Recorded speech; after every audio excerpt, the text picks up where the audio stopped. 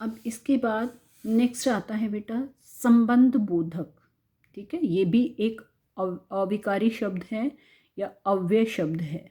ठीक है, तो जो अव्यय या अविकारी शब्द संज्ञा या सर्वनाम के बाद लगकर उसका संबंध वाक्य में प्रयुक्त दूसरे शब्दों के साथ निर्धारित करते हैं, उन्हें संबंध बोधक कहते हैं।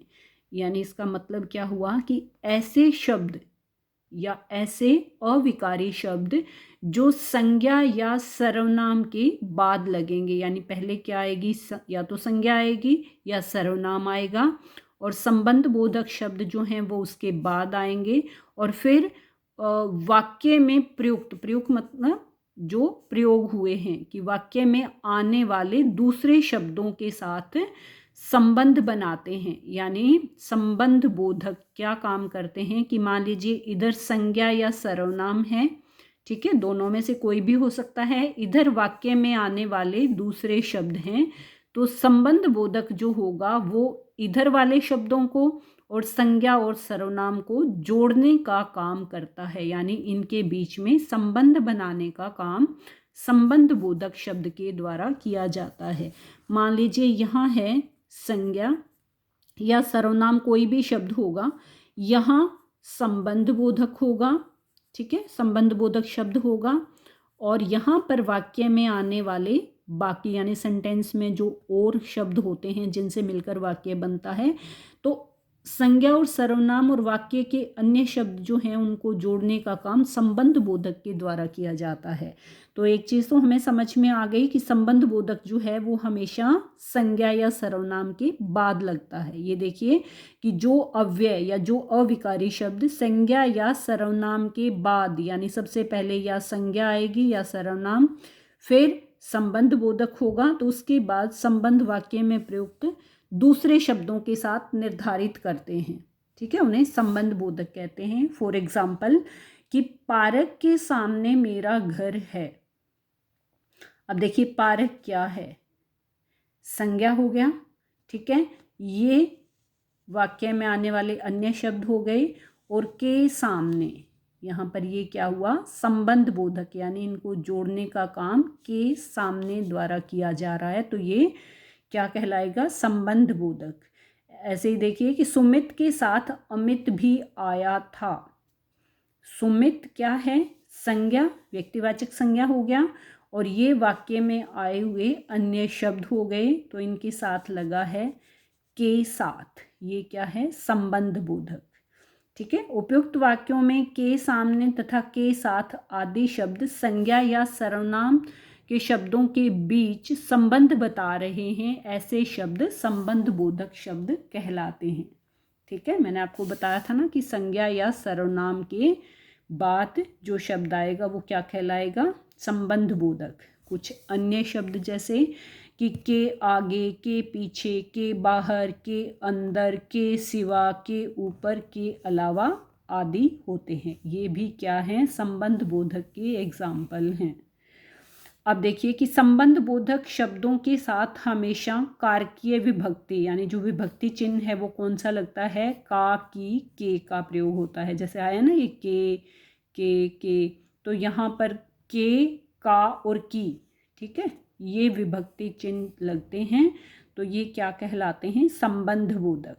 ठीक है, कारकीय विभक्ति के बिना ये शब्द अविकारी न होकर विशेषण या क्रिया विशेषण बन जाते हैं। यानी आपने ये चीज़ ध्यान रखनी है कि जैसे के आगे, के पीछे, के ऊपर, के नीचे, अगर ये चीज़ें आएंगी तभी ये क्या कहलाएगा, संबंध बोधक कहलाएगा। अदरवाइज अगर ये विभक्ति चिन्ह नहीं आते हैं जैसे ये वाले, तो जैसे मैंने बताया था ना कि स्थानवाचक क्रिया विशेषण आगे, पीछे, बाहर, अंदर, ठीक है, तो फिर ये उसमें चले जाएंगे, यानी क्रिया विशेषण में या विशेषण में, ये देखो क्रिया विशेषण या विशेषण में चले जाएंगे, फिर ये आपको संबंध बोधक नहीं मिलेंगे। तो आपने ये ध्यान रखना है कि का, की, के, इसके बाद ये कोई भी वर्ड होना चाहिए, तो वहाँ पर संबंध बोधक होगा। अब आगे देखो कि संबंध बोधक के काफ़ी एग्जाम्पल दिए हुए हैं आपने यहाँ पर, तो आपको इनको अलग से करने की ज़रूरत नहीं है, ये सभी एग्जाम्पल्स आप लर्न कर लेना, ताकि अब जैसे मैंने कहा था ना कि की विभक्ति वाले, ये देखो की तरफ, के प्रति, की, ठीक है। तो ये चीज़ें जो हैं आपने सारे जो एग्जाम्पल हैं वो लर्न कर लेने हैं आपने, और ये संबंध बोधक अव्यय के ही उदाहरण हैं। अब आता है समूचय बोधक। अब कुछ बच्चे जो हैं संबंध बोधक और समूचय बोधक में को मिक्सअप कर देते हैं या उसमें पजल हो जाते हैं, जबकि ये बिल्कुल ही अपोजिट हैं दोनों के, सिर्फ समझने की ज़रूरत है इनको। अब देखो समूचय बोधक क्या होता है। समूचय बोधक अव्यय यानी योजक चिन्ह, जो योजक होते हैं, जो जोड़ने का काम करते हैं। समूचय बोधक का काम क्या होता है? जोड़ना।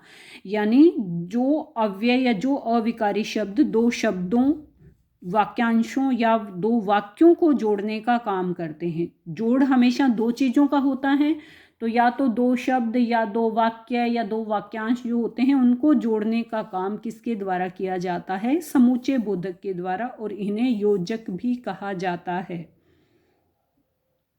ठीक है। अब देखो यहाँ पर क्या था कि संबंध बोधक का काम क्या है कि संज्ञा या सर्वनाम के बाद लगना और उसको वाक्य के दूसरे शब्दों के साथ जोड़ना। ठीक है। और यहाँ पर सिंपल सा है कि दो शब्दों, दो वाक्यांशों या दो वाक्यों को जोड़ने का काम करना, वो कौन करता है? समूचय बोधक। ठीक है। जैसे एग्जाम्पल देखिए, अनुज और सोमांश फिल्म देखने गए। अब और शब्द क्या है? अनुज और सोमांश, इन दो शब्दों को जोड़ने का काम कर रहा है। ठीक है। मुझे फल खरीदने थे इसलिए मैं बाजार गया। अब देखिए इन टू सेंटेंसेस को जोड़ने का काम किसने किया? इसलिए। तो ये क्या कहलाएंगे? योजक शब्द या समूचय बोधक शब्द कहलाएंगे। ठीक है। उपयुक्त वाक्यों में और तथा इसलिए शब्द दो शब्दों एवं वाक्यों को जोड़ने का कार्य कर रहे हैं, अतः ये समूचय बोधक शब्द हैं। ठीक है। ये तो बिल्कुल ही अलग है बेटा, इसमें आपको मिक्सअप करने की ज़रूरत नहीं है। जैसे कुछ अन्य समूचय बोधक देखिए, परंतु, वरना, मगर, किंतु, बल्कि, लेकिन, अतव, अतएव, यद्यपि, अथवा, अन्यथा आदि, ये भी क्या हैं? समूचय बोधक शब्द हैं। समूचय बोधक शब्दों के भेद। अब देखिए कि समूचय बोधक शब्दों के कितने भेद होते हैं, यानी इसके भी आगे आपको 2 पार्ट्स मिलेंगे कि समूचय बोधक शब्द 2 प्रकार के होते हैं। कौन से हैं? पहला है समानाधिकरण समूचय बोधक और दूसरा व्यधिकरण समूचय बोधक। समानाधिकरण समूचय बोधक में क्या होगा कि जब अव्यय या अविकारी शब्द दो या दो से अधिक समान शब्दों या वाक्यांशों को जोड़ते हैं तो वे समानाधिकरण समूचय बोधक कहलाते हैं। यानी समानाधिकरण की डेफिनेशन और समूचय बोधक की डेफिनेशन सेम ही है, इसमें कोई डिफरेंस नहीं है। यानी सिंपली जो दो शब्द या दो एक जैसे वाक्य या कोई भी सेंटेंसेस जैसे आए तो उनको जोड़ने का काम जिसने किया वो समान मतलब समान दिखने वाले शब्दों या वाक्यों को जोड़ना। मेहनत करो ताकि सफल हो सको, मैंने उसे बुलाया था परंतु वह नहीं आया। ठीक है, ये हो गया समानाधिकरण का। अब इसके भी आगे 4 भेद हैं तो आपको इनको अलग से करने की ज़रूरत नहीं है। ये नहीं पूछा जाएगा कि हाँ, ये तो पूछा जा सकता है कि समूचय बोधक में कौन सा भेद है, तो ये तो आपको बताना होगा कि समानाधिकरण है या व्यधिकरण है। लेकिन ये अलग से बताने की ज़रूरत नहीं है आपको कि समानाधिकरण का कौन सा भेद है। ये एग्ज़ाम में अलग से नहीं पूछा जाएगा, लेकिन आपको ये एग्जाम्पल्स लर्न करने होंगे। ठीक है, तभी आपको पता चलेगा कि समानाधिकरण के एग्जाम्पल कौन से हैं और व्यधिकरण के एग्जाम्पल कौन से हैं। ठीक है, तो ये हैं समानाधिकरण के। बाकी एग्जाम्पल जैसे ये दिए हुए हैं ना 2, तो आगे देखो ये सारे दिए हुए हैं, ये समानाधिकरण के हैं। ये जो शब्द हैं ये 2 शब्दों को या 2 वाक्यांशों को जोड़ने का काम करते हैं। अब आगे देखिए व्यधिकरण समूचय बोधक। व्यधिकरण में क्या होगा कि जो अव्यय किसी वाक्य के एक से अधिक आश्रित उपवाक्यों को जोड़ते हैं।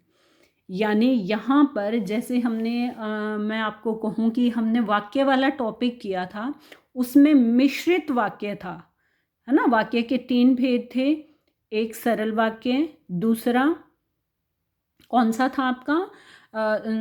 इससे आई थिंक इससे पहला टॉपिक था कि कौन सा हमने जैसे वाक्य का कोई भी एक टॉपिक किया है, ठीक है, तो उसमें आया था, उसमें था मिश्रित वाक्य। ठीक है, मिश्रित वाक्य में क्या था कि एक प्रधान उपवाक्य और दूसरा उस पर आश्रित। जो मिश्रित वाला होता है वो व्यधिकरण समुच्चय बोधक में आता है। ठीक है, मिश्रित वाक्य आपको जहां भी आ जाए वहां पर व्यधिकरण समुच्चय बोधक होगा। ठीक है, ये ध्यान रखना है बेटा कि जो अव्यय किसी वाक्य के एक से अधिक आश्रित उपवाक्यों को जोड़ते हैं, यानी इसमें एक प्रधान होगा और दूसरा आश्रित होगा, तो ये मिश्रित वाक्य की पहचान होती है। तो जहां पर मिश्रित वाक्य आएगा वहां पर व्यधिकरण समुच्चय बोधक होगा, यानी वो उसके द्वारा ही जुड़ा होगा। वह ऐसे सोता है मानो कुंभकर्ण हो, प्रतिदिन व्यायाम किया करो ताकि स्वस्थ रह सको। अब आप कहोगे कि इसमें भी आया है ये समानाधिकरण और इसमें भी आया है ना? तो ये कुछ वर्ड्स ऐसे हैं जो दोनों में ही आते हैं, वो आप किसी में भी लिख सकते हो। इसमें आपने क्या करना है कि आपने सेंटेंस को समझना है।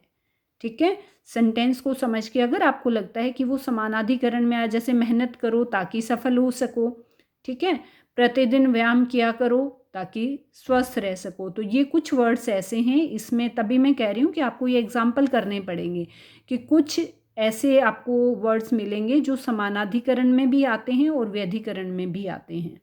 ठीक है, तो ये देखिए आगे इसके भी आपने ये वाले भेद अलग से नहीं करने हैं, सिर्फ इनके एग्जाम्पल्स आपने लर्न करने हैं। ठीक है, इनको आप अच्छे से कर लेना। इसके बाद आता है विस्मयादि बोधक। विस्मयादि बोधक तो बेटा आपने विस्मयादि बोधक शब्द भी किया है, विस्मयादि बोधक चिन्ह भी किया है, तो ये है अविकारी शब्द का एक पार्ट विस्मयादि बोधक।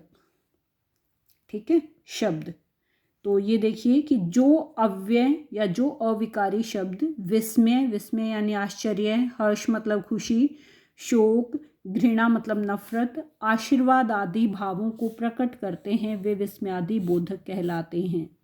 मैंने आपको पहले भी कई बार बताया है कि विस्मयादि बोधक में तो अगर आप शब्द, वाक्य, चिन्ह एक की भी डेफिनेशन कर लेते हो तो वो आपको क्लियर हो जाता है, क्योंकि एक सेंटेंस में ही आपकी सारी चीज़ें जो हैं वो आ जाती हैं।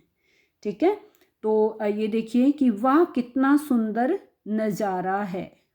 अब यहाँ पर हम विस्मयादि बोधक शब्द की बात कर रहे हैं, तो वाह कितना सुंदर नज़ारा है, यानी ऐसे शब्द जो हमारे मन के भावों को प्रकट करते हैं कि जब हम दुखी होते हैं तो हम कौन सा भाव या कौन सा शब्द हमारे मुंह से निकलता है, जब हम गुस्से में होते हैं तो कौन से शब्दों का हम प्रयोग करते हैं, जब हमें किसी चीज़ को देखकर आश्चर्य या हैरानी होती है तो हम कौन से शब्दों का प्रयोग करते हैं। ठीक है, वो विस्मयादि बोधक कहलाते हैं। जैसे वाह कितना सुंदर नज़ारा है, मान लीजिए हमने कोई बहुत ही सुंदर दृश्य देखा तो हम एकदम से खुश होकर कहेंगे वाह, तो वाह क्या होगा? विस्मयादि बोधक शब्द होगा। शाबाश तुमने बहुत अच्छा गाया, मान लीजिए किसी ने बहुत अच्छा गाया तो हम उसकी प्रशंसा करेंगे, तो कौन से शब्द का प्रयोग करेंगे? शाबाश। ओह तो तुम यहाँ हो, ओह मतलब किसी को जब हम देखकर चौंक जाते हैं या हैरान हो जाते हैं तो कौन सा शब्द हमारे मुंह से निकला? ओह। बाप रे कितना लंबा सांप, यानी किसी सांप, बड़े सांप को देखकर हमें आश्चर्य हुआ तो बाप रे कितना लंबा सांप। या ये डर के लिए भी हो सकता है कि बड़े सांप को देखकर हम डर गए हों कि बाप रे इतना बड़ा सांप। ठीक है, तो ये शब्द क्या कहलाएंगे? विस्मयादि बोधक।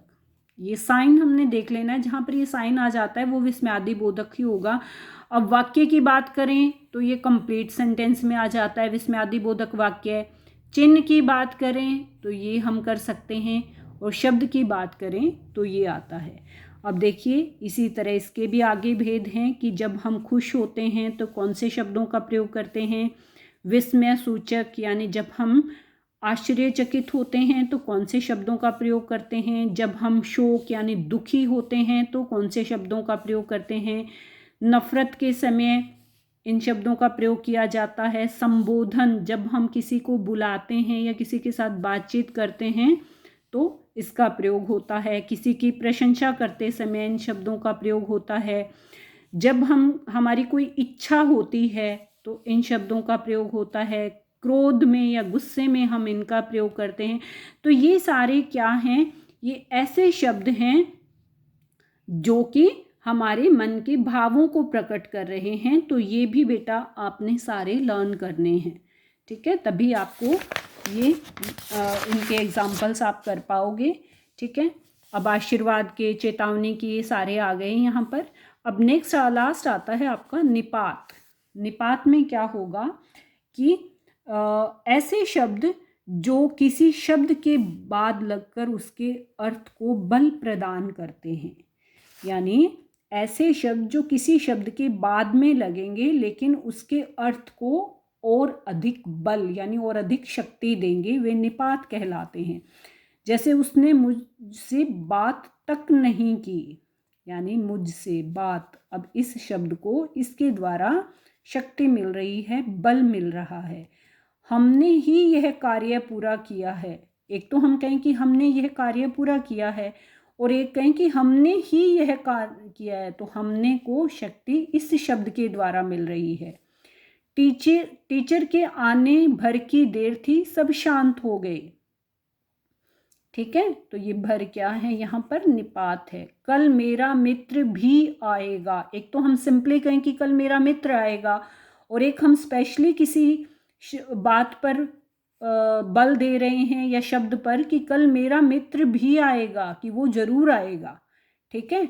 तो उपयुक्त वाक्यों में तक, भर, ही, भी आदि शब्द अर्थ को बल प्रदान कर रहे हैं, अतः ये निपात कहलाते हैं। जैसे ही, भी, तो, भर, मात्र, तक आदि, ये भी इसी के ही एग्जाम्पल हैं।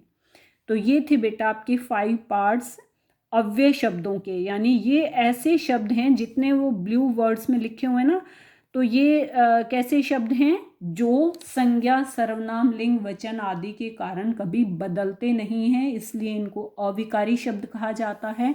और फिर अविकारी शब्दों के आगे 5 पार्ट्स थे, ठीक है। ये है आपका पाठ का सार, जो डेफिनेशंस मैंने आपको करवाई हैं शॉर्ट में दी हुई हैं, तो आप इनकी एक बार रीडिंग ले लेना। और बेटा इस चैप्टर को आपने अच्छे से लर्न करना है। अगर आपको इस बुक में से लर्न हो रहा है तो आप इसमें से कर लीजिए, अदरवाइज़ आपकी लास्ट ईयर वाली बुक्स हैं उनमें से भी आप लर्न कर सकते हो।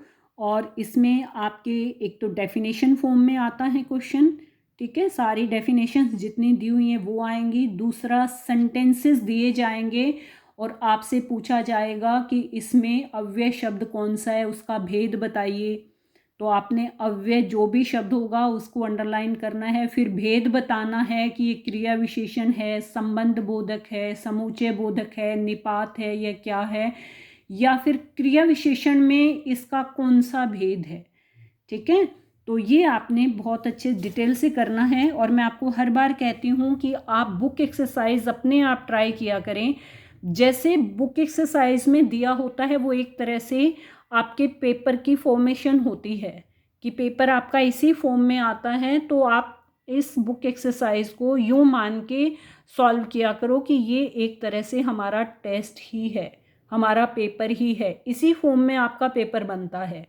हो सकता है सेंटेंसेस में बाहर से डाल दूं, लेकिन फॉर्मेशन जो है वो यही रहेगी, ठीक है। तो आप इस बुक एक्सरसाइज को ट्राई करिए और फिर भी अगर आपको कोई प्रॉब्लम आ रही है तो आप मुझे व्हाट्सएप या कॉल कर सकते हैं। थैंक यू बेटा।